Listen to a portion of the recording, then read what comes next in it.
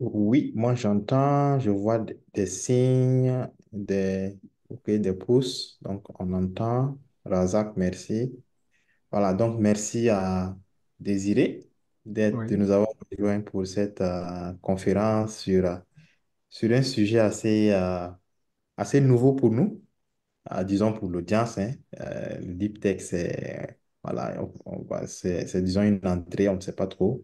Donc, on va compter sur Désiré qui va nous expliquer un peu ce que c'est, nous donner en fait l'état en Afrique et quelques stratégies. Qu'est-ce qu'on peut faire pour vraiment contribuer dans cet écosystème?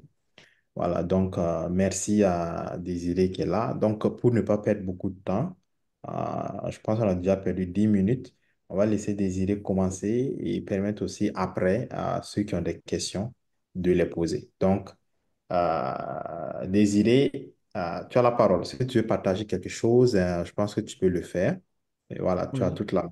Voilà, merci beaucoup. Ok, d'accord, parfait. Bien, écoutez, je vais partager mon écran. Donc, juste, je suis en train de mettre tout ça en place. Et désolé aussi pour le retard. Je ne sais pas en fait à quel endroit ou de quelle façon ça s'est produit. J'étais en fait déjà dans l'appel à l'heure prévue. Mais bon, voilà. On va essayer de faire au mieux compte tenu du temps imparti. Euh, Avant de partager mon écran, je vais d'abord m'introduire, me présenter rapidement. Donc, je m'appelle Eugène Désiré Nzangu et je suis de nationalité rwandaise. J'ai, pour la petite histoire, passé les premières années de ma vie en fait au Burkina Faso, euh, à Ouagadougou, car mon père avait été affecté là-bas dans le cadre de son travail. C'était, il y a, ça, on dirait une autre époque, mais c'était parmi les meilleures années en fait de ma vie. Évidemment, c'était mes premières années d'enfance, donc je pense que la plupart des gens ici peuvent euh, comprendre à quel point les premières années d'une vie sont importantes. Je suis basé en Suède et vis entre la Suède et le Rwanda en ce moment. Et au niveau de mon parcours académique, je suis ingénieur industriel de formation avec une spécialité en physique nucléaire et ingénierie des technologies au niveau bachelor génie technologique et au niveau master physique nucléaire avec application dans le domaine médical. Et cela nous met déjà un petit peu dans le bain de ce dont je m'apprête à discuter aujourd'hui. Euh, dans l'absolu, on pourrait dire que la physique nucléaire fait partie de ce qu'on pourrait dire deep tech, deep technology, même si d'une part c'est de la science pure, car c'est basé sur de la physique, et d'autre part c'est de la technologie, car à partir de la physique, euh, énormément d'innovations ont découlé de cela, non seulement de l'électricité évidemment, mais aussi des moteurs à moteurs électriques, les téléphones mobiles, et j'en passe des meilleurs. Donc, une telle base, ce que je vous recommande d'ailleurs à tous dans cet appel, si ce n'est pas déjà le cas, je vous invite grandement à explorer la physique et à approfondir vos connaissances sans pour autant avoir besoin de devenir des experts en la matière. Mais je pense que c'est quand même intéressant d'avoir une connaissance scientifique solide pour pouvoir par la suite aborder toutes les complexités et les sciences couvertes que cela peut apporter. Je vais encore donc voilà, deux, trois petits mots encore pour mettre dans le cadre. De par mon parcours académique et professionnel, travaillant dans le domaine industriel, première partie de ma carrière, comme formateur en technologie, formateur en fait dans le milieu des usines, euh, différents noms, Caterpillar, Google et autres. Et deuxième partie de ma carrière, la prise de conscience que les technologies digitales, c'était en 2013, je pense que je me suis rendu compte de ça, étaient l'avenir et que si je voulais avoir, on va dire, le mode de vie que je souhaite avoir, à savoir une certaine sorte de liberté, une certaine possibilité de pouvoir euh, faire ce que je souhaite dans le cadre de mon travail et m'entourer de gens dont je pourrais apprendre autant que ils apprendront via moi, eh bien, j'ai décidé de pouvoir me lancer dans les technologies digitales. Je me suis formé en programmation web de base HTML, CSS, JavaScript. Et ensuite, décidé de créer ma propre entreprise, ma startup. Et c'était au moment là où il y avait un boom au niveau des nouvelles pousses technologiques en Europe, en tout cas, vu que j'étais basé en Europe à ce moment-là, faisant suite au boom à la Silicon Valley. Et une chose en menant une autre, échoué dans mes différentes aventures entrepreneuriales au niveau de l'investissement. Et c'est ce que je couvrirai aussi un petit peu ici, c'est à quel point la partie investissement est importante pour toute entreprise, aventure entrepreneuriale, et en particulier dans le secteur EdTech. Et s'entourer des personnes talentueuses, être dans le cadre adéquat, non pas juste le cadre familial évidemment, ni le pays, mais l'écosystème qui implique évidemment d'être dans un endroit en particulier, mais aujourd'hui, je challengerais quiconque de pouvoir dire que tel pays est plus à même de donner naissance aux meilleures startups deep tech que tel autre pays.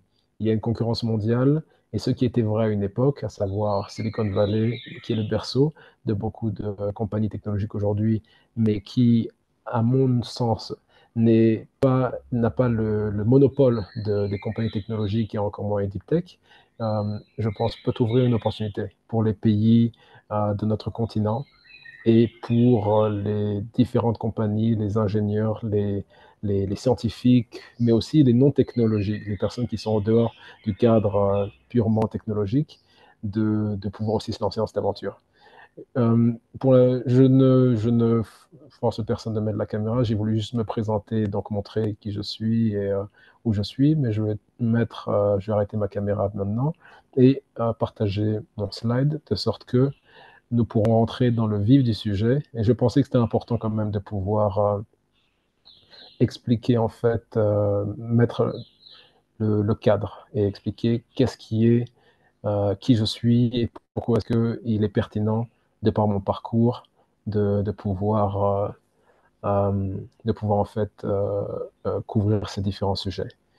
Donc voilà. Une question. Est-ce que vous avez une question déjà à ce niveau-là, avant que je me lance maintenant dans la couverture des différents slides? Ou est-ce que, euh, pour l'information, si vous avez d'autres questions, que vous souhaitez en savoir plus sur moi, qui je suis et ce que je fais, je groupe WhatsApp. Donc, évidemment, je souhaite garder contact après cet événement et je serai tout à fait disposé à discuter avec vous d'autres thématiques, soit liées à Deep Tech, mais au-delà de ça, aujourd'hui, je travaille comme coach startup technologique, space et Deep Tech. L'industrie dans laquelle j'évolue est le spatial. Pensée spatiale avec application dans tous les marchés, les segments de marché, étant le transport, mobilité, santé, évidemment le spatial aussi, mais aussi télécommunications, finance et autres. Tant qu'il y a une composante de localisation géospatiale et d'utilisation des images satellitaires, et cela d'ailleurs rentre dans le cadre de la deep tech, mais également j'ai un penchant très fort pour les technologies telles que la blockchain. Et évidemment, comme la plupart des technologistes ici, j'ai aussi approfondi mes connaissances en AI et Generative AI.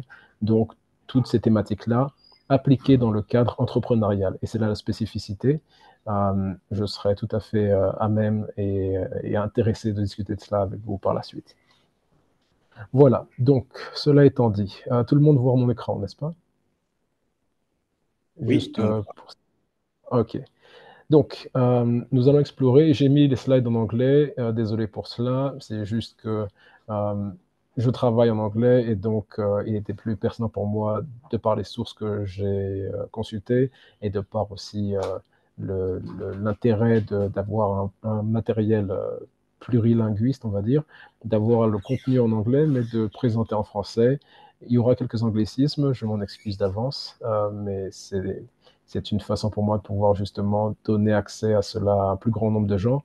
Puis, disons-nous les choses aussi, nous savons que la langue anglaise est en croissance dans notre continent et que se priver de ce nouveau canal de communication serait se priver de partenaires de développement technologique et d'investissement non négligeables. Et au niveau des sources des images, disclosure, donc information. Une bonne partie d'entre elles, des quelques-unes que j'ai partagées, ont été en fait produites via l'intelligence artificielle générative. Et celui-là en particulier, c'est Stability AI, donc Dream Studio. Ce qui veut dire que vous ne trouverez aucune image telle que celle-là dans tout Internet, car c'est le résultat d'un prompt, c'est-à-dire une ligne de commande que j'ai entrée dans le logiciel pour la créer. Euh, voilà. Il est intéressant de penser que Deep Tech et Afrique, en général, ont rarement été mis dans la même phrase. Et j'ai cherché sur Internet les différentes thématiques, les sujets, les conférences, les compagnies qui ont ces deux mots-clés dans la même communication. Et c'est très difficile de les trouver, sinon impossible. D'une part parce qu'il y a une sorte de confusion, mais je pense que c'est une confusion coupable. C'est un choix délibéré que de présenter Deep Tech comme étant, comme étant un apanage complexe, long et difficile de certaines personnes, profils surqualifiés ou de certains environnements et écosystèmes avec les ressources nécessaires et donc par conséquent que notre environnement africain, de par les différents défis que nous affrontons régulièrement, de par l'histoire du continent, les jeunes indépendances et autres, ne serait théoriquement pas à même, sinon concerné par cela. Je porte en faux. Je pense que, au contraire, les défis que nous affrontons régulièrement sont une raison supplémentaire de justement accélérer le développement technologique, de sauter des générations technologiques, ce qui en anglais passe par le terme leapfrogging.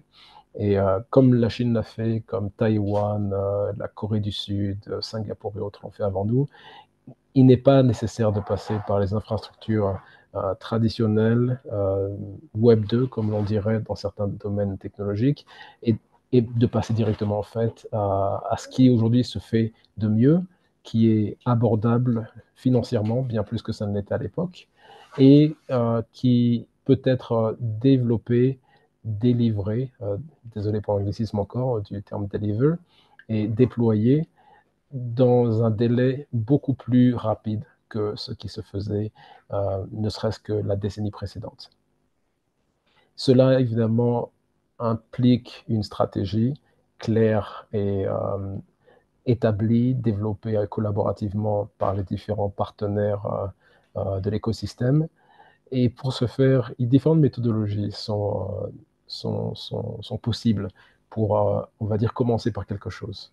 Euh, les différents outils que je présenterai, que je nommerai, sont ceux que j'ai implémentés personnellement, auxquels j'ai été formé et que j'ai formé d'autres personnes, qui sont assez standards dans le domaine des startups technologiques, à savoir la méthodologie Lean, Six Sigma pour ceux qui travaillent dans le domaine de la fabrication ou du milieu industriel, design thinking et son cadre général, ça s'appelle Human Centered Design, donc le design appliqué, enfin centré sur l'humain. Et il y a aussi d'autres méthodologies, spécifiquement au domaine des sciences informatiques, qui sont la méthode agile. Vous entendrez très souvent aujourd'hui des gens, des partenaires de développement, des acteurs économiques, des gouvernements aussi, des gouvernements utiliser le terme agile. Nous évoluons de façon agile, nous sommes agiles, etc. Dans la pratique, je pense, et cela est mon opinion personnelle, que cela manque un peu de rigueur parce que la méthodologie agile est une méthodologie qui a été clairement définie. Il y a d'ailleurs un manifeste de la méthode agile qui est sorti, qui a été créé d'ailleurs il y a très longtemps. Et c'est une séquence de tâches et de processus et d'étapes qui permettent, dans le développement d'un logiciel spécifiquement, d'éviter de le créer à la fin de la ligne de temps, prenons 3 mois par exemple, et de se rendre compte à ce moment-là qu'il y a eu des erreurs. C'est une façon de pouvoir stopper, résoudre les problèmes lorsqu'ils apparaissent, avoir l'avis du client, car c'est souvent un cadre client-fournisseur et de pouvoir implémenter les changements nécessaires et passer à l'étape d'après. Donc voilà, tout ça pour dire que je suggère à tous ceux qui souhaiteraient passer, donc développer une compagnie deep tech ou un produit qui rentre dans la catégorie deep tech, de pouvoir en fait penser à, d'une part, quelles sont les méthodes et les processus qui seront implémentés, non pas juste pour le développement du produit en lui-même, mais pour le cadre dans lequel ce produit va rentrer, à savoir quel problème ce produit ou cette solution résout. Je suis un très grand fervent défenseur de développer des solutions qui répondent à des problèmes spécifiques euh, et des problèmes d'ailleurs avec un impact. Il est toujours agréable pour des développeurs, des ingénieurs en sciences informatiques de coder pour coder, de programmer de nouveaux outils, de faire des hackathons. J'en ai d'ailleurs fait énormément. Pour ceux qui ne savent pas, les hackathons sont des compétitions de programmation. Et c'est rigolo, c'est agréable, mais ce qui personnellement moi me motive, et je pense que ça devrait aussi être votre cas, c'est quand la solution que vous développerez permet de résoudre les problèmes d'un groupe de gens euh, idéalement identifiés, idéalement scalables, désolé encore pour l'anglicisme, et donc avec potentiel de croissance, et qui apporte un bénéfice concret. Dans notre cadre ici, si on pense à l'un des plus grands défis que nous affrontons, il y a le changement climatique, bien évidemment, dont nous sommes, le continent africain en particulier, est victime, est l'un des premiers, est l'un des continents à expérimenter son impact le plus, surtout la région sahélienne, dont d'ailleurs le Burkina justement fait partie en partie. Au-delà du changement climatique, il y a aussi les conflits, les problèmes géopolitiques, etc. Il y a aussi d'autres problématiques qui sont complexes, et de par le fait qu'elles sont complexes et ne dépendent pas juste d'un seul domaine qui peuvent être résolus par la technologie, purement et simplement, de façon linéaire, des méthodologies de résolution de problèmes qui relativement complexes sont nécessaires aussi. Dans leur implémentation, elles sont faciles, mais dans leur fondement, elles viennent d'une pensée et de théories concrètes, à savoir la complexité, donc la théorie de la complexité, qui a permis une résolution, en fait, une implémentation de ces outils qui tient en compte de la nature de ces problèmes, souvent qualifiés de wicked problems. Je ne sais pas comment le traduire en français, désolé. Mais en gros, ce sont des problèmes qui ne peuvent pas être résolus de façon linéaire. Ce sont des problèmes qui impliquent d'avoir différents partenaires, tant au niveau de la société civile, du milieu académique, des acteurs scientifiques et des acteurs privés. Et, euh, et ainsi de suite. Cela donne naissance à, entre autres, Human-Centered Design, mais aussi, comme je l'ai dit déjà par le passé, Agile, Lean et compagnie. Une fois la méthodologie identifiée, eh bien, alors vient le moment de développer la solution, souvent sur base de recherches scientifiques que des chercheurs, par exemple, ont fait durant leur doctorat, ou que des gens ont fait durant leur master ou autre. Mais c'est la spécificité aussi de la deep tech, c'est-à-dire que ça doit venir de quelque chose, d'une recherche concrète, solide, rigoureuse, mais à but d'implémentation dans un cadre commercial, idéalement, sinon, euh, tant que ça a un impact sociétal. Je vais faire une pause ici et demander est-ce que vous avez des questions et, euh, et répondre à ce moment-là. Ok, merci pour la pause. Je vais profiter, rappeler à ceux qui ont des questions de lever la main et ou, disons, poser les questions par chat. Ok, pour ceux qui, qui ne peuvent pas. Alors, peut-être un contexte que Désiré ne sait pas. Alors, actuellement à l'heure où on parle, il y a un délestage à Ouagadougou, en tout cas dans plusieurs zones de Ouagadougou. Donc, j'espère que tu vas ajouter ça dans ton contexte. Est-ce que au Burkina, ok, dans un pays où il y a régulièrement des délestage, où il y a des coupures d'électricité, est-ce que la deep tech, c'est vraiment quelque chose sur lequel on doit se pencher? Et justement, à cause de ce délestage, il y a beaucoup qui ne peuvent pas rejoindre actuellement. Et certains sont à moitié connectés. Donc, c'est en même temps une question et un commentaire que je lance comme ça, au cas où il n'y a pas quelqu'un qui lève la main. Eh bien, une autre question, je vois un message, mais je peux moi déjà commenter par rapport à ça. Euh, Bien sûr. Appelez-moi contradictoire, mais je pense que, comme je l'ai dit il y a quelques minutes, précisément parce que les problèmes que nous rencontrons sont de nature complexe, tels que la non-fourniture constante d'électricité dans nos cadres de vie, justifie de faire appel à des méthodologies ou des technologies plus rigoureuses, plus complexes, plus systémiques. Et en l'occurrence, dans le cas Deep Tech, je peux utiliser un exemple euh, d'un concept ou d'un prototype que j'ai exploré il n'y a pas longtemps, qui, désolé, le terme en fait, c'est électricité décentralisée ou distribution électrique décentralisée. C'est-à-dire, et d'ailleurs, pour information, je parle aussi en connaissance de cause, car ayant grandi en Centrafrique, je peux vous garantir que la problématique de délestage est quelque chose que mes compatriotes centrafricains connaissent très bien, et cela depuis bien avant, en fait, la situation politique que nous connaissons. D'ailleurs, je crois qu'il y a on a une blague, en fait, souvent, qui est que quand il y a un délestage, on se dit que c'est le réparateur de la centrale électrique qui a pris des vacances ou un truc comme ça. Ou alors on n'a pas encore acheté les pièces de rechange du moteur du générateur pour mettre en marche la centrale. Bref, dans le cadre voilà, de l'électricité, c'est un problème récurrent dans beaucoup de pays africains, la fourniture en électricité, et sachant qu'on a une population les plus croissantes et qui atteindra 2,5 milliards d'habitants d'ici 2030-2035, prenons en compte la structure actuelle de notre réseau électrique. Nous avons des poches de population éparpillées, souvent par petits groupes ou par communautés, villages. Nous avons une des expositions aux ressources énergie renouvelables les plus fortes du monde, typiquement le solaire.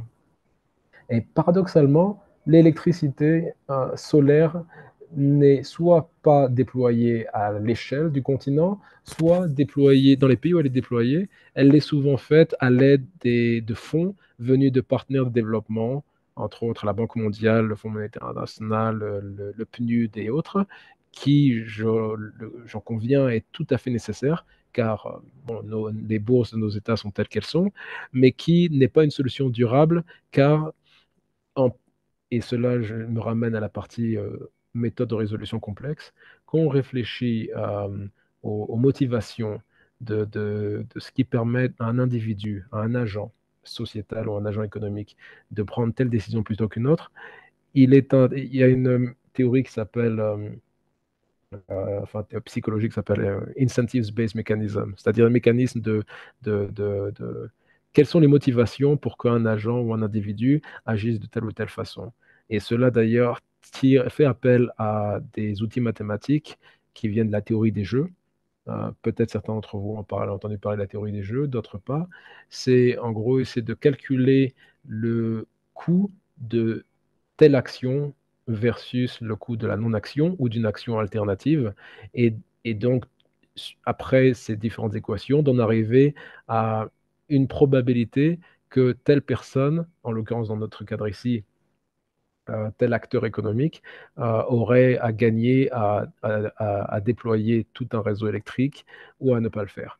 Tout cela pour dire, et désolé, je n'ai pas envie de vous perdre dans mes divergences, c'est pour dire que ce changement, cette implémentation, ce développement ne passera que par les acteurs locaux principalement.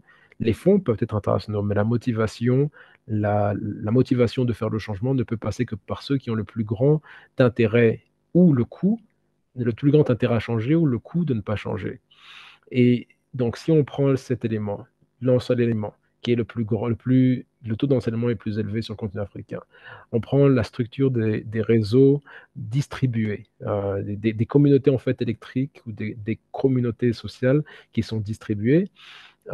Cela nous nous permet donc d'identifier quelles sont les technologies déjà créées qui permettraient de pouvoir nous fournir en électricité de façon continue, stable et même encore plus, c'est-à-dire d'avoir encore plus d'électricité que nécessaire pour par la suite, l'étape d'après, c'est-à-dire devenir nous-mêmes des agents, on va dire, de distribution électrique et de pouvoir nous échanger, nous vendre ou nous partager le surplus d'électricité, soit au sein du même nœud ou du même réseau de participants, de maisons par exemple, ou de communautés, ou au-delà même de ce réseau, de renvoyer le surplus d'électricité soit au réseau national, local, ou alors à l'autre cellule électrique composée de différentes petites unités qui peuvent être soit des maisons ou des individus qui sont fournis en électricité par le renouvelable, comme je l'ai mentionné.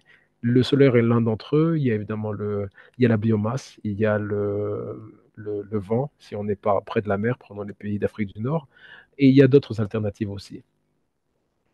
Les outils sont là, les connaissances sont là, peut-être pas distribuées de façon équitable, mais elles sont présentes. Et la volonté de la population est là.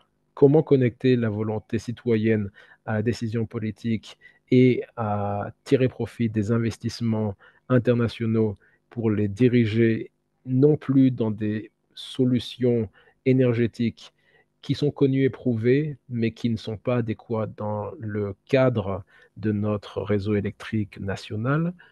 Cela dépasse le cadre de la technologie ou de la science. Cela, je pense, relève plus de la politique et, ou de la volonté, tout simplement. Mais il y a des solutions. Et pour clôturer cet exemple pratique, je peux même lancer le mot clair et on va dire qui a son revers et de son revers, mais son aspect positif, c'est-à-dire la blockchain, qui pour moi est l'une des technologies deep tech les plus prometteuses, mais aussi parmi les plus complexes, et qui a d'ailleurs l'une des plus mauvaises réputations. Car on ne pense que à la partie financière, investissement, crypto-monnaie et autres, sans penser en fait à ceux qui sous-traitent la blockchain, ce qui a permis à la blockchain d'être ce qu'elle est aujourd'hui, ce sont des théories très anciennes. Si je te dis très anciennes, c'est-à-dire au moins la cinquantaine, il y a 50 ans, 40 ans, 30 ans, savoir le distributed computing, donc le calcul distribué, la décentralisation, qui sont des concepts qui viennent des sciences informatiques, qui permettent aujourd'hui, par exemple, de faire du traitement des données directement au niveau du hardware, de l'appareil. On appelle ça, l'un des termes, c'est edge computing. Imaginez, vous avez un réseau de Internet connecté aux objets, IoT, pour différentes utilisations. Dans le cas de notre exemple ici, euh, typiquement, c'est un smart meter, donc un mesureur intelligent qui vous permet de payer uniquement ce que vous consommez en niveau électrique. Vous outillez ce smart meter, vous prenez directement les données au niveau de cet appareil euh, en mesurant quelle est votre consommation électrique régulière et autres. Et cette électricité viendrait donc des panneaux solaires installés sur votre toit ou au sein de la communauté de plusieurs petites maisons pour lesquelles vous aurez tous contribué, etc. Soit. Vous savez quelle est votre consommation électrique. Vous avez un logiciel qui permet donc de le voir directement live sur votre téléphone mobile ou peut-être même sur votre téléphone à touche. Ça peut fonctionner avec au niveau de Momo, Mobile Money, ou donc tout ce qui est texte USSD, qui est un protocole. Il n'y a qu'une seule étape supplémentaire qui vous permettrait de pouvoir passer de cette étape-là à un réseau électrique distribué. Ça serait donc de mettre ces données-là sur une blockchain qui serait visible, si elle est publique, aux autres membres du réseau, ou même si elle n'est pas publique, mais qu'elle est private, donc privée, ou aussi d'un consortium dont seuls les membres du réseau ont accès, vous permettrait donc après de pouvoir savoir en direct quelle est la consommation que vous avez, combien êtes-vous disposé à partager, à vendre ou à échanger avec les autres membres du réseau, sans avoir besoin de savoir qui ils sont, si vous voulez garder ça privé pour vous. Vous pouvez faire le paiement directement via cette application soit au niveau des paiements normaux, traditionnels que l'on connaît, ou au niveau en utilisant donc le mobile money que quasiment toute l'Afrique aujourd'hui utilise, ou des textes, des messages textes. Et tout cela en bypassant, en contournant le réseau national électrique, ce qui peut-être n'est peut-être pas ce que vous souhaitez. Je veux dire, dans certains pays, le réseau national électrique est performant, compétent et fiable, donc il n'y a aucune raison de vouloir le contourner. Ou alors, tel que je l'ai dit dans ces cas-là, vous êtes dans une région qui est isolée, qui n'est pas en priorité du décideur ou du fournisseur, et donc ce genre de solutions le permettent. Voilà, c'était une longue explication, mais c'est un exemple pratique qui d'ailleurs est en cours d'implémentation dans certains pays d'Afrique, certains dans la région sahélienne, d'autres dans la région d'Afrique de l'Est et d'Afrique du Sud. Typiquement, l'Afrique du Sud a quelques projets d'énergie renouvelable qu'ils essaient d'implémenter en utilisant les technologies émergentes telles que les technologies décentralisées. D'autres solutions il y a une compagnie d'ailleurs américaine qui s'est implémentée en Afrique de l'Est, qui d'ailleurs est passée en même un niveau supérieur. Ils vous payent pour pouvoir mettre à disposition, pour partager avec eux votre surplus d'électricité, qu'ils utilisent par la suite pour redistribuer à plus grande échelle et en prenant leur taux, leur profit au passage. Bref. Est-ce que j'ai été... Désolé, j'essaie de ne pas aller trop loin dans le détail. Je sais aussi qu'on a juste 20 minutes qui restent, mais on a commencé un peu plus tard, donc j'essaierai d'être efficient dans mes délibérations. Mais une bonne partie de ce que je dis ici, en fait, est couvert dans les slides. Donc, merci d'ailleurs pour l'initiative. Il est très important de mettre cela dans un cadre actuel et de vous présenter ce qui se fait ailleurs et ce qui est possible sur le continent. Euh, Cet exemple est d'ailleurs présenté, a d'ailleurs été lancé il y a plus de 10 ans quasiment aux États-Unis. Pardon, au cas où tu partages quelque Oui, chose, on voit on voit juste Zoom. Au, au cas où tu as oui, quelque oui, chose. oui, je comprends. Voilà, Oui, ok. là c'est vrai, je n'avais pas partagé à ce niveau-là, mais je le fais peut-être de façon un petit peu trop académique, mais il y a une partie d'improvisation dans ce que je dis d'ailleurs ici. Ok, pas de Il y problème. a la Super. structure, mais le cadre, les exemples pratiques sont des exemples qui me viennent à l'esprit, mais qui ne font pas partie des slides. D'autres concepts sont dans les slides. Ok, super, Euh, super. Ah, ça, c'est différent de l'IA, donc c'est bon. C'est- oui. Justement, par rapport à ça, pour l'IA, ce qui est assez intéressant, c'est qu'aujourd'hui, j'ai du mal à savoir est-ce que c'est deep tech ou pas. À savoir que pour moi, je pense que l'IA est une technologie horizontale qui parcourt les industries, les secteurs d'application, les marchés. Ce que j'appelle marché, c'est-à-dire des segments de marché, c'est typiquement, on va dire, un secteur industriel, genre le maritime, le routier, la finance et autres. Et dans le cadre du spatial, par exemple, nous couvrons 15 segments de marché dans lesquels nous identifions les bénéfices que la géolocalisation, la navigation satellitaire, ainsi que l'utilisation des données satellitaires peuvent apporter comme valeur ajoutée. Et c'est pour ça que je vous m'entendrai souvent parler de segments de marché, etc.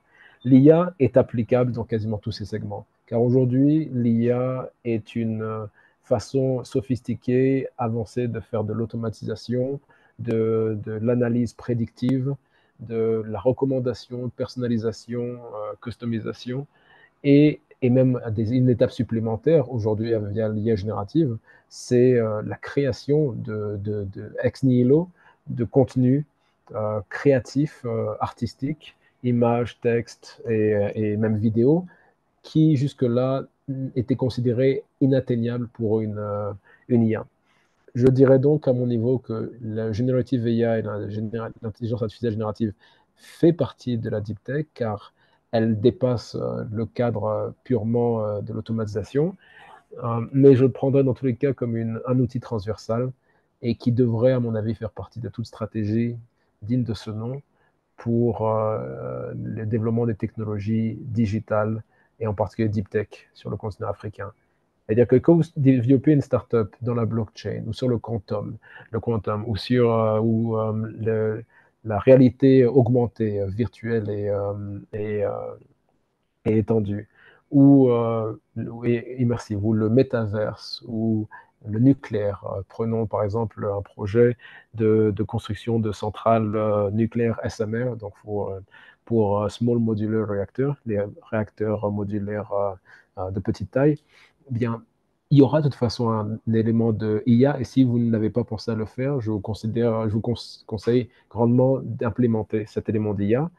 D'une part, parce que de façon pragmatique, c'est là où aujourd'hui l'argent est, disons-le clairement. Les investisseurs, les acteurs économiques, aujourd'hui, qu'ils comprennent ou qu'ils ne comprennent pas la technologie derrière, ils savent le potentiel que cela apporte depuis l'avènement de ChatGPT. Aujourd'hui, les gens voient ce que l'IA est capable de faire. Et partons du principe qu'un investisseur cherche à maximiser son profit, eh bien, vous auriez plus de chances d'avoir un élément de votre technologie, de votre tech stack qui inclut de l'IA. Mais ça ne veut pas dire que ce doit être le cœur de votre technologie. Ce sera juste un élément d'augmentation, si on peut dire. Voilà. J'ai parlé un temps en fait, de ce que est la deep tech et de ce que ça n'est pas. Mais c'est bien, on a parcouru déjà les slides initiaux. Mon bon ami Jay-Z ne le dirait pas autrement. N'ayez pas peur de vous lancer dans la deep tech. Et je comprends que ça paraît hors sol de parler de deep tech lorsqu'on a des problèmes de délestage.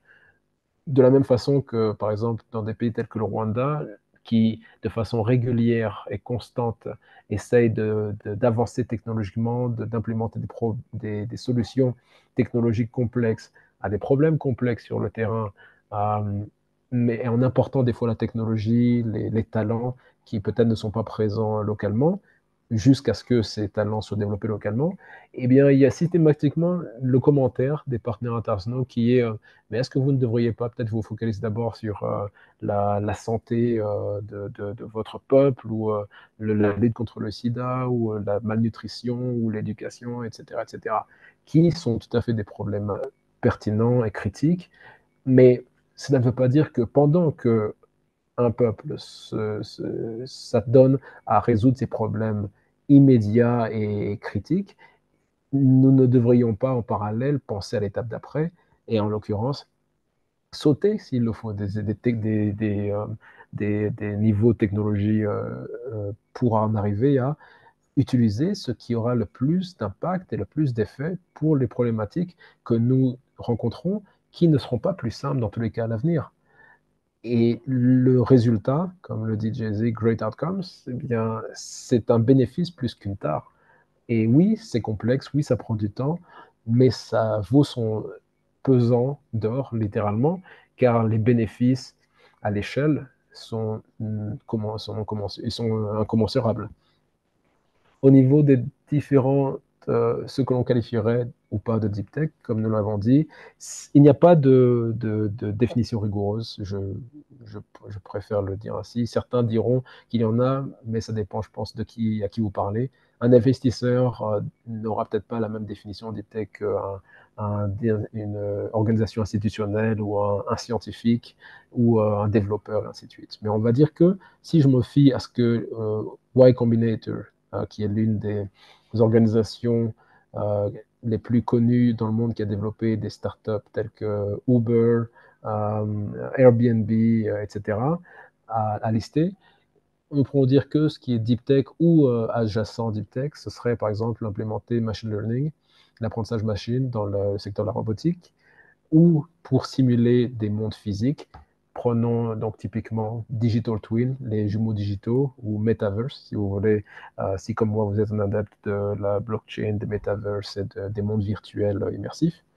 Les technologies de défense modernes, à savoir typiquement les swarms de drones. I don't know, je ne sais pas c'est quoi un swarm en français, désolé, mais c'est un petit peu comme les abeilles, on va dire, donc des groupes de drones volant en groupe, en symbiose, et qui se dirigent de par leur position relative les uns aux autres et de façon autonome.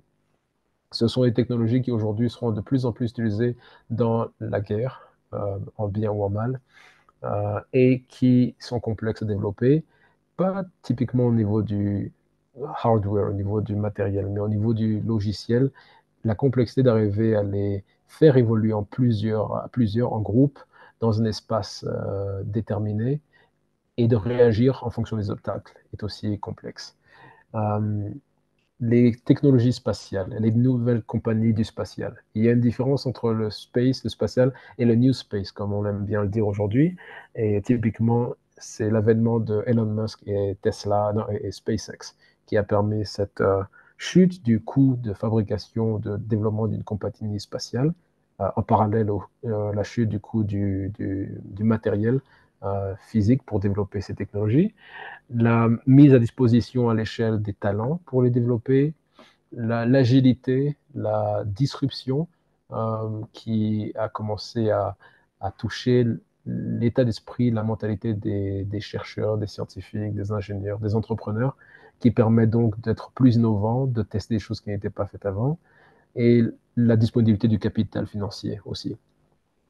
Les technologies pour le climat, qui sont très pertinentes aujourd'hui, comme je l'ai dit, dans cette période de changement climatique et d'adaptation, de mitigation et de solutions, recherche de solutions pour soit limiter notre émission en CO2, soit capturer le CO2, soit limiter les effets du changement climatique au niveau de la biosphère, des écosystèmes naturels, de la biodiversité, des populations. Et évidemment, tout cela a eu un impact aussi à l'agriculture et beaucoup d'autres secteurs industriels qui en découlent. La computation, donc le calcul spatial, c'est-à-dire typiquement prenons le dernier headset, le dernier casque VR de Apple, qui permet donc de se mouvoir dans un espace spatial en 3D et qui requiert plus de besoins de calcul. Cela, par exemple, fait partie aussi de ce qu'on pourrait dire deep tech. La biotech, une solution pour le cancer, qui serait soit développée via les technologies existantes, les solutions, ou pourquoi pas via les nouvelles technologies telles que l'ARN messager, qui a fait sa percée récemment, enfin, de façon malheureuse, durant la pandémie Covid, qui a montré sa suprématie au niveau efficacité comparé aux autres méthodes de fabrication des vaccins par le passé. Et dernier, mais pas le, enfin, dernier ici, mais pas le dernier en général, les modèles de systèmes biologiques qui peuvent être implémentés dans le domaine des sciences informatiques, typiquement pour la simulation de systèmes complexes. Je donnerai quelques exemples comme l'algorithme génétique, genetic algorithm, qui permet en fait de simuler, de pouvoir simuler certains processus en s'inspirant de la génétique en fait ou des systèmes biologiques avec les parents, les descendants. Donc certains concepts biologiques qui permettent donc après appliquer dans d'autres domaines de retrouver, d'atteindre un résultat plus précis que ce que d'autres méthodologies comme le machine learning ou le data science ou même AI permettraient, mais mais au prix d'un coût de calcul, c'est-à-dire besoin de calcul conséquent. Et donc, du coup, du temps que cela prend pour lancer ces algorithmes.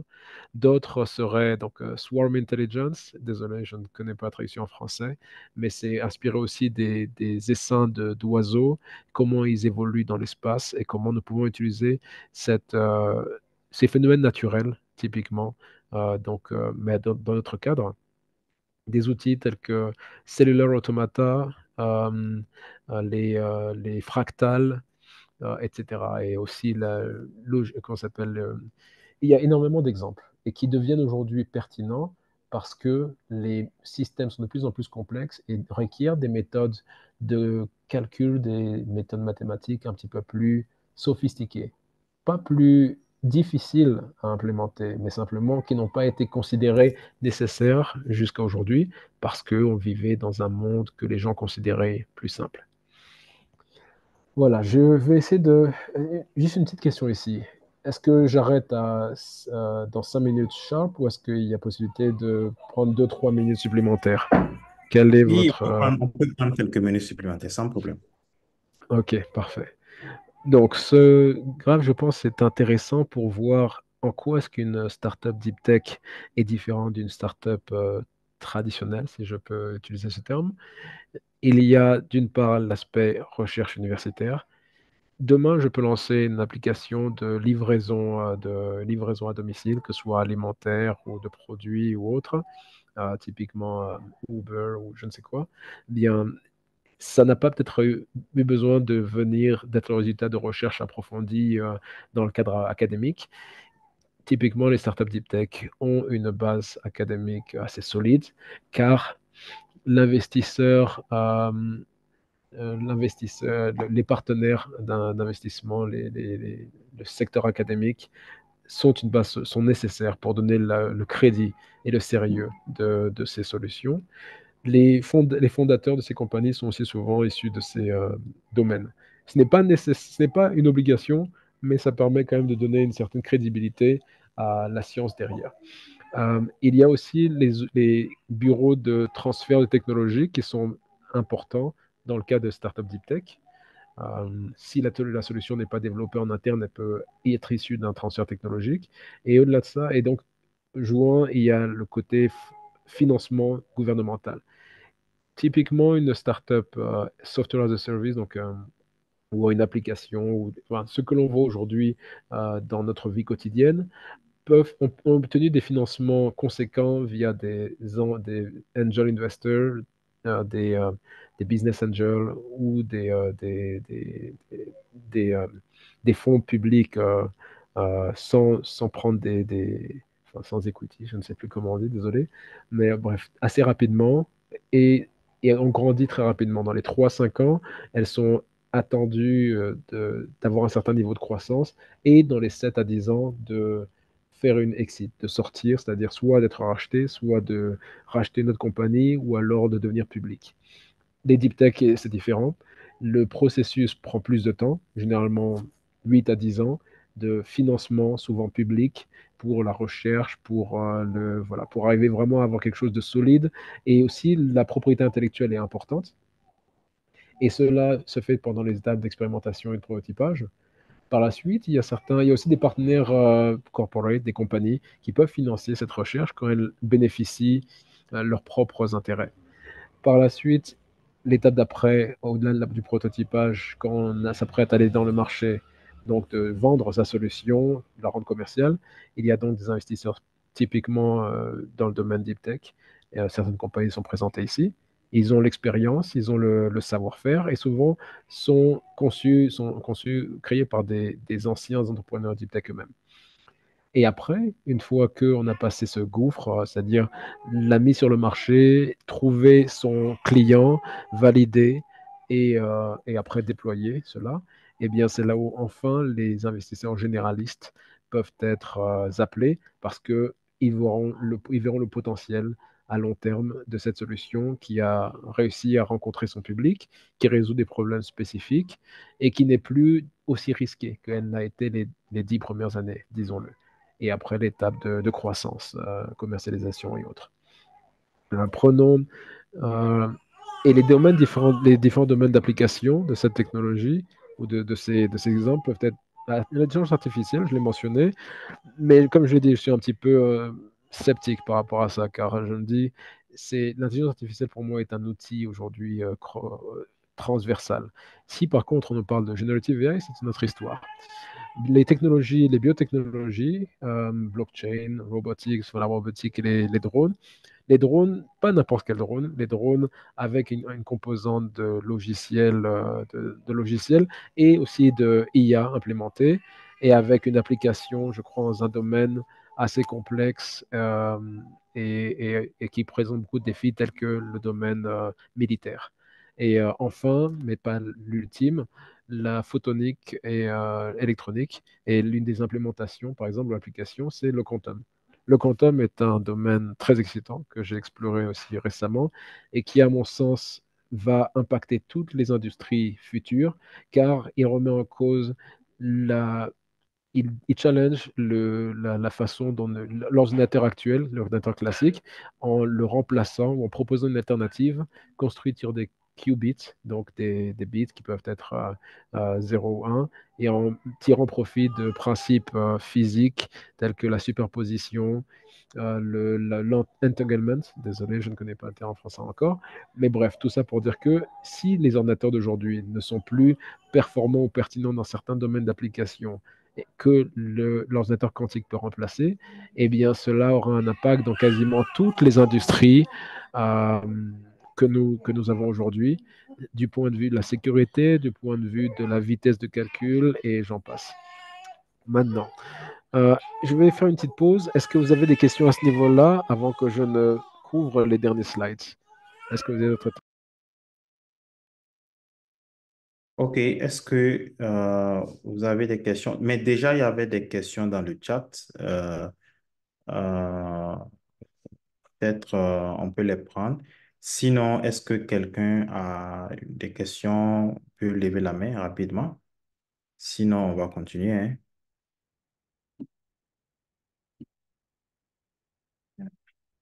Allez, dans le chat alors, on prend les questions du chat.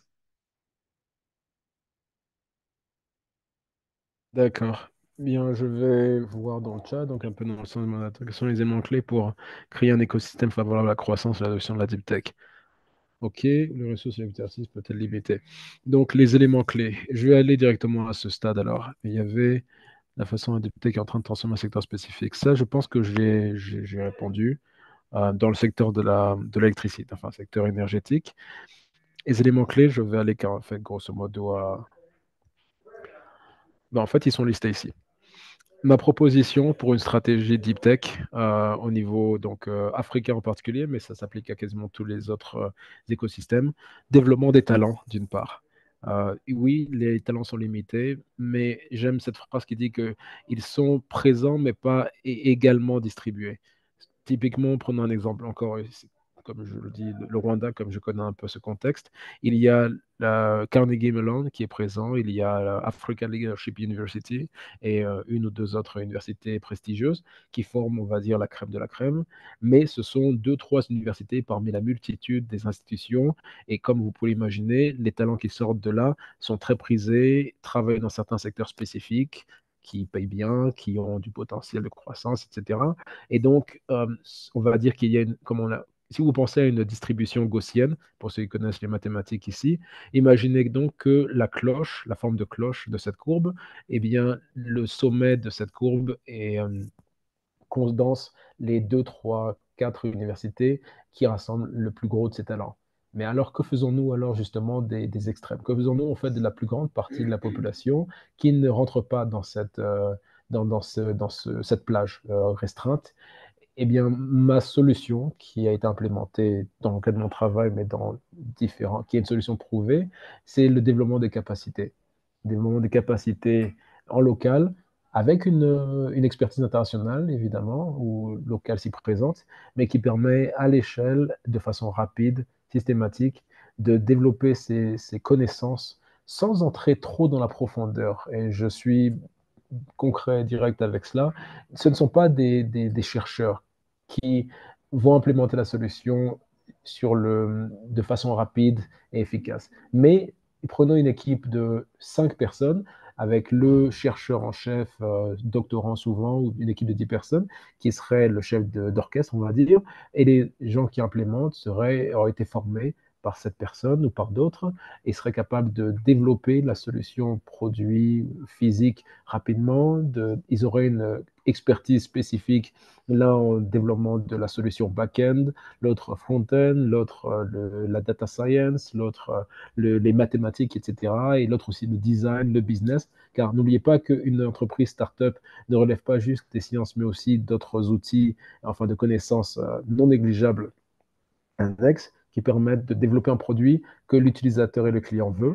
Donc, le développement des connaissances est important. Et il y a plein de façons de le faire, mais je n'aurai pas le temps d'entrer dans les détails. Euh, les, la, comment dire, améliorer les infrastructures, les renforcer. Et ces infrastructures, ce sont tant les infrastructures physiques que les écosystèmes, les partenariats, les collaborations qui existent déjà. Mettre à jour régulièrement les connaissances, utiliser les outils low-tech, comme on dit, donc pas obligatoirement les plus complexes, mais ceux qui rentrent dans le cadre de nos environnements. Imaginons demain, un ordinateur quantique serait envoyé au Burkina avec les délestages. Il est très difficile de le mettre en marche 24 heures sur 24 et 7 jours sur 7. Par contre, il y a peut-être des composants de cet ordinateur quantique qui peuvent déjà être mis en marche dans le cadre spécifique du Burkina, à savoir l'aspect génération de nombres aléatoires sur du quantum qui permet aujourd'hui, en gros, de casser certains algorithmes de cryptage, d'accélérer la vitesse de calcul de certaines solutions et de rendre plus performants les logiciels construits sur ces solutions-là. Donc le tout, c'est de faire un peu comme l'Inde a fait, à savoir Frontier Innovation, innovation à la frontière, penser à ce qui est pertinent dans nos cadres sociaux, économiques et géographiques et les implémenter de façon rapide, agile, à faible coût, mais dans le but de développer, de délivrer des résultats le plus vite possible, expérimenter et après améliorer le long du chemin. Investissement et financement sont clés. Idéalement, pas juste au public, car l'investissement public a une limite. Et il est très important de pouvoir tirer profit de la diaspora, déjà d'une part, qui est très patriotique, mais aussi des investisseurs privés basés sur place ou régionaux qui ont envie de faire partie de la prochaine génération de développement des startups, enfin de développement d'innovation et de technologie de nos pays. Euh, il y a aussi le côté collaboration et échange. C'est très important. On a tendance des fois, un peu comme en game theory, la théorie des jeux, à penser qu'on est dans un jeu à somme nulle. Si je perds, tu gagnes. Si je gagne, tu perds. Non, ce n'est pas ainsi. Je pense qu'il y a des nuances. Et c'est une chose aussi qu'on peut discuter plus en détail, j'en conviens, mais je suis un grand fervent de la collaboration et du partage. Et de façon intéressante, au plus, moi personnellement, je partage de mon temps et de mes connaissances, et au plus, je reçois, soit au niveau du réseautage, au niveau des opportunités. Et c'est ce qui d'ailleurs rend l'open source dans le cadre des sciences informatiques tellement puissant.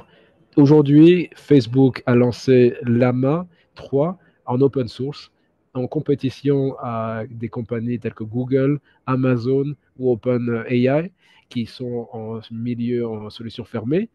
Et je peux mettre ma main à couper, je peux parier que Facebook a fait un pari gagnant car le nombre de gens qui ont déjà construit des solutions qui tirent profit de son nouveau modèle GPT est X fois plus grand que de ceux qui sont en train de construire sur les modèles fermés. Et donc, l'innovation qui en ressortira, l'utilité qui en ressortira, et donc, du fil en aiguille, le bénéfice pour Facebook n'en sera que démultiplié. Je vais m'arrêter là pour l'instant et je vais juste faire un dernier commentaire. L'Afrique est en passe, à mon avis, d'être un leader dans les technologies digitales et en particulier deep tech, précisément parce que les problèmes que nous avons sont des problèmes complexes qui requièrent des solutions complexes. Et contrairement à beaucoup d'autres pays, là où on fait de la technologie ou des solutions plus par envie que par nécessité, l'échec n'est pas une option pour nous, même si on peut échouer, mais l'important est de se relever.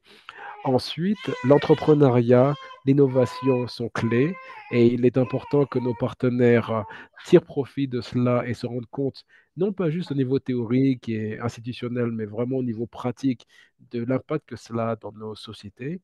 Et je terminerai en disant donc que si vous avez une solution qui est construite en partie ou complètement sur les sciences nucléaires, c'est ma spécialité, je ne suis pas pro-nucléaire spécifiquement, mais je connais le potentiel de cela. Le quantum, la blockchain, generative AI et virtual et réalité augmentée. J'adorerais discuter avec vous et peut-être voir comment mon expérience en coaching pourrait vous amener de l'étape d'idée à solution commerciale dans un délai déterminé. Merci. Super, super. Merci, Désiré. Je suis sûr que tu aurais pu aimer le pitch qui se déroule actuellement. Il y a une compétition de hackathon. À l'heure où je suis en train de parler, dans un accélérateur, bien sûr dans le cadre de CENA, de la semaine de l'intelligence artificielle. Et je suis en train de voir live les résultats et potentiellement bon, c'est une startup qui fait de l'IA qui sera retenue. On va t'informer si tu veux discuter plus, ça sera intéressant. Donc, ça, c'était juste une parenthèse par rapport à ce que tu avais dit il y a quelques secondes. Maintenant, je pense qu'il a fini. Ceux qui gardaient leurs questions pour la fin, alors vous avez, voilà, je pense qu'il a aussi, il a partagé voilà, la présentation. Et je vais sûrement le repartager dans le groupe pour ceux qui ne sont pas là, ceux qui malheureusement n'ont pas pu nous rejoindre. Je vais le faire maintenant et permettre aux autres qui n'ont pas encore posé de questions de le faire. Allez, donc la parole vous appartient. Si vous avez bien sûr du temps. Si vous voulez consulter avant que je ne restreigne ça. OK, OK, OK, ça marche. Donc, question, pas de question? Ido a le micro ouvert. Vous voulez poser une question?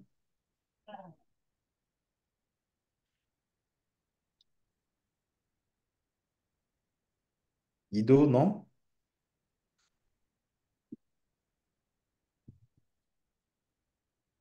OK.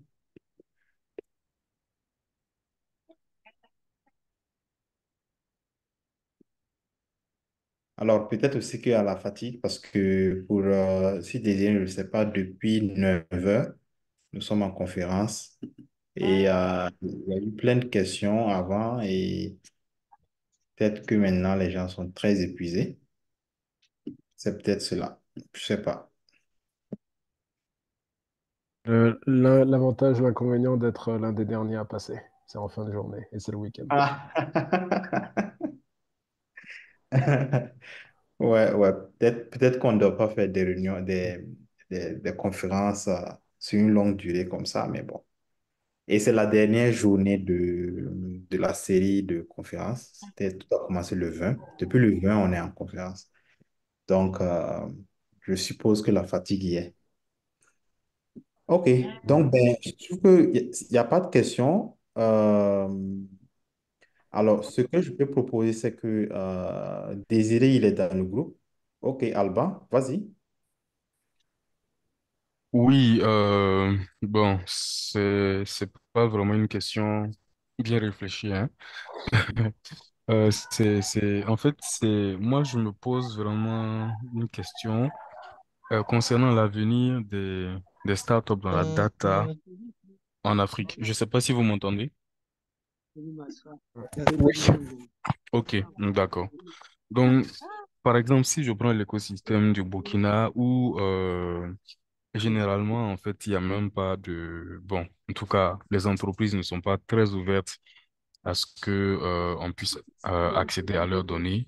Au pire ou au mieux, en tout cas, ce qu'ils font, ou c'est peut-être de recruter un freelance dans la data qui va venir peut-être mettre en place de la BI. À la limite, c'est ça. Mais est-ce que aujourd'hui, une startup qui se lance dans la data science, qui veut développer des modèles avec les données des entreprises aujourd'hui, est-ce que c'est réaliste? Voilà, je peux donc y répondre, en tout cas dans ma version, qui n'est pas la version absolue, mais qui est celle qui, je pense, et, et celle qui amènera un résultat, quoi qu'il en soit. Euh, Comme tu as pu l'entendre dans ma présentation, je suis partisan de l'expérimentation et une approche étape par étape. D'idée à prototype, et ensuite prototype à solution commerciale. Le prototype n'étant pas la solution finale et qui fonctionne à tous les coups. Si j'applique cela à cet exemple que tu me donnes, je dirais si la startup, le fondateur, ses développeurs ont des compétences de data science ou de machine learning ou autre, je suggérerais d'une part d'identifier un secteur d'activité, un problème, une application qui soit pertinente, limite critique dans le cas du Burkina. Euh, donc, soyons ambitieux et osons. Donc, imaginons un problème qui soit difficile à résoudre par les solutions actuelles, qui peut-être a un intérêt national, qui, on le sait, est soutenu par les autorités, mais aussi par les partenaires, investisseurs et autres. Donc, déjà, identifier ce problème. Ensuite, formuler la solution que l'on y apporte en utilisant les outils que vous avez mentionnés. Opter pour des données déjà existantes en ligne, soit disponibles via GitHub. Pour tous ceux qui connaissent, ceux qui ne connaissent pas, GitHub est devenu en gros le répertoire de recherche par défaut pour tous les codeurs, les data scientists qui veulent trouver du code disponible en open source et le personnaliser, le customiser et construire dessus, ou très souvent trouver aussi des données mises à disposition en open source aussi, gratuites, sur lesquelles on peut expérimenter. L'objectif étant, dans cette phase-là, de tester le modèle, l'algorithme, euh, pour voir ses performances, le fine-tuner, donc l'affiner. Euh, dans le cadre de la IA, par exemple, et du deep learning, il y a ce qu'on appelle les hyperparamètres, les paramètres dans un réseau de neuros qui doivent souvent être affinés pour pouvoir donner résultat le plus précis possible, donc augmenter la précision jusqu'à 90, 98%, etc. Et des fois, cela peut se faire sans avoir accès aux données réelles, en fait. Tant que les données qui seront utilisées sont le plus proche possible des données réelles, qui se représentent, en fait, ces données réelles de la façon la plus fiable, euh, de par leur structure, de par leurs composants, leur nature, leur format et autres. Et une fois cela fait, ou en parallèle à ce que cela se fasse, je recommande aussi de commencer déjà à contacter les privés, publics qui pourraient bénéficier de cette solution et de présenter ce prototype qui fonctionne, que vous avez développé, peut-être pas avec des données live, des données réelles, mais des données synthétiques ou des données annexes qui permettent de montrer en fait le potentiel. L'idée étant ici, j'aime bien dire cette phrase, mais après ça peut être un peu péjoratif, c'est de vendre du rêve. Montrer le rêve, la vision de votre solution à ce partenaire, lui montrer ce que vous êtes capable de faire, ce que ça peut leur apporter surtout. Le tout, c'est pas de montrer à quel point est-ce que vous êtes excellent, etc. Mais c'est plus comment cette solution peut résoudre leurs problèmes. Qu'est-ce que ça leur apporte concrètement? Quels sont les bénéfices? Et cette étape, qui est l'étape critique, est franchie avec succès, eh bien là maintenant, ils seront tout à fait à même d'ouvrir leurs données et de, cette fois-ci, nourrir votre algorithme avec les données réelles après qu'il ait été testé sur des données soit synthétiques, soit annexes. Est-ce que je réponds plus ou moins à cette question? Oh oui, oui, oui, oui. En fait, si Merci. je comprends bien la réponse, c'est plus une question d'approche qu'une question de, disons, d'écosystème. C'est-à-dire, il faut trouver un moyen. L'approche que tu viens de décrire, c'est ce qui va permettre, ce qui va augmenter les chances d'avoir les entreprises qui vont soutenir ce genre le projet data, les projets data. C'est ça? Si j'ai bien compris. Au niveau de ma réponse, oui, l'approche est d'une approche d'agilité, de ne pas attendre que les entreprises ouvrent, ne pas se laisser arrêter par le fait que les entreprises ne partagent pas leurs données, car c'est un problème qui très souvent est quasi insurmontable. Les entreprises n'ont pas souvent de motivation euh, visible de mettre à profit leurs données à l'écosystème d'innovation, sauf si elles sont forcées de le faire. Ou alors, sauf si elles ont compris le bénéfice parce qu'elles ont vu par le passé qu'est-ce que cela apporterait. Ici, l'objectif est d'avoir ce premier exemple, ce premier pilote, prototype qui permet de montrer à l'une de ces entreprises, et après, si on l'espère tous, à tout cet écosystème, le potentiel de la data science et des données, etc., et surtout des données ouvertes. Pour y parvenir, bien, sachant que l'on n'aura peut-être pas accès à ces données aujourd'hui fermées et en silo, eh bien, c'est d'utiliser ce qu'on a à la main disponible, les données annexes, des données peut-être qui ne sont pas exactement celles recherchées, mais qui ont résolu un problème similaire et donc peuvent être utilisées pour nourrir notre algorithme, le permet de performer, montrer à ses partenaires le potentiel, et après, on l'espère, on croise les doigts, que cela les convainque de donner, pas toutes leurs données d'ailleurs, c'est-à-dire c'est important de préciser aussi, rassurez-les en disant que ce n'est pas toute la base donnée de X gigabytes que vous voulez avoir accès, mais un sous, un subset, juste un petit échantillon de ces données serait suffisant des fois pour confirmer que votre algorithme, si c'est dans le cadre de l'IA par exemple, est réellement aussi performant que vous le faites, ou alors infirmer cela, et dans ce cas-là, faire vos recherches plus approfondies. Donc oui, c'est un mélange d'approches, un mélange de hacking, si on peut dire, mais hacking du point de vue état d'esprit entrepreneurial, aller chercher les données là où elles se trouvent, en open source, ou alors au niveau de la Banque mondiale des données, certains ministères des fois, mais ceux-ci en ont ouvert leurs données, certaines compagnies le font, des pays ou des organisations similaires aux vôtres, des fois mettent à disposition leurs données. Essayez de créer la meilleure version de votre prototype possible pour qu'elle permette de convaincre le partenaire, le client, l'utilisateur du bénéfice qu'il ou elle en tirera, de sorte qu'après, vous puissiez enfin construire le produit sur ces données réelles.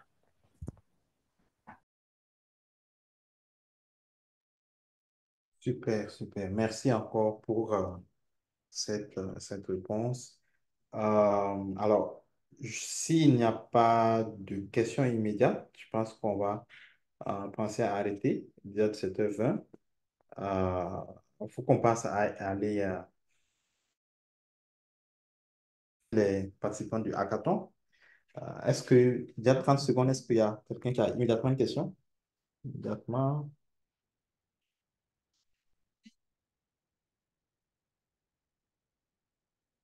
non? OK. Parfait. OK. Donc, on va peut-être donner, on va d'abord remercier Désiré qui a pris son temps pour venir partager tout cela avec nous. Et on espère qu'il sera là pour d'autres occasions, que ce soit en ligne et on espère peut-être physiquement qu'il revienne au Burkina Faso. Voilà, on l'attend. Et voilà, on va lui donner un mot, disons, le temps de faire, donner un mot de la fin et avant qu'on ne puisse clore cette conférence. Donc, Désiré, le mot de la fin. Ok, merci pour l'opportunité de présenter ma vision de ce qu'est la deep tech et pour quelles raisons je pense qu'elle est pertinente, sinon pas souhaitable et dans le contexte africain. Merci pour aussi votre participation à cette heure de discussion.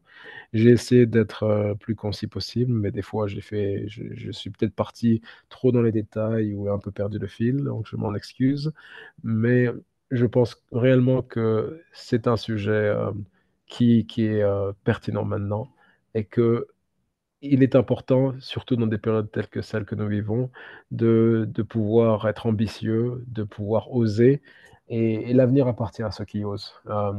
Il y a une phrase, je crois, je ne sais plus qu'est-ce qui le disait, d'un écrivain qui dit ne va pas là où le chemin mène, va là où il n'y a pas de chemin et laisse une trace. Et une autre personne disait aussi que je ne savais pas que c'était impossible, alors je l'ai fait. Ça paraît un peu bateau, général de dire ça, mais je pense qu'aujourd'hui est réellement le moment de le faire. Ne vous limitez pas à ce qui est impossible en théorie. Euh, les limitations, le délestage, l'aspect financier et autres, tout ça peut être contourné d'une façon ou d'une autre. Et mieux vaut quelque chose à demi fait que, que chercher la perfection qui ne sera jamais délivrée. Donc sur ces mots-là, si je peux aider, je le ferai avec plaisir. J'ai hâte de redécouvrir le Burkina en adulte un jour, qui sait dans le cadre de cet événement ou dans le cadre de mes compétences technologiques et scientifiques. Nous verrons bien. Entre-temps, je vous remercie encore et vous souhaite une très bonne soirée. Merci encore, Désiré. C'était des mots très, très beaux qui arrivent à clore cette conférence.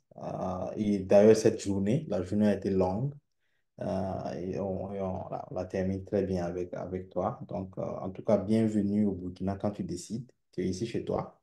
Donc, l'instant, on va remercier aussi les participants qui sont restés jusque-là. Et vous dit courage. Essayons de trouver une solution au délestage, comme Désiré l'a dit.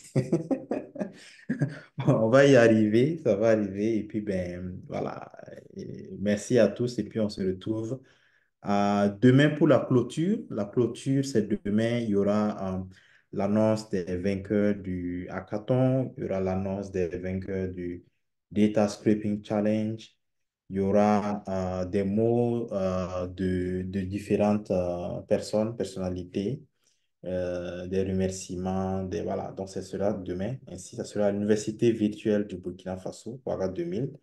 Donc, on vous invite à y être. Et puis, voilà. Donc, merci encore. Et puis, ben, bonne soirée à tous. Merci, au revoir. OK, bye bye.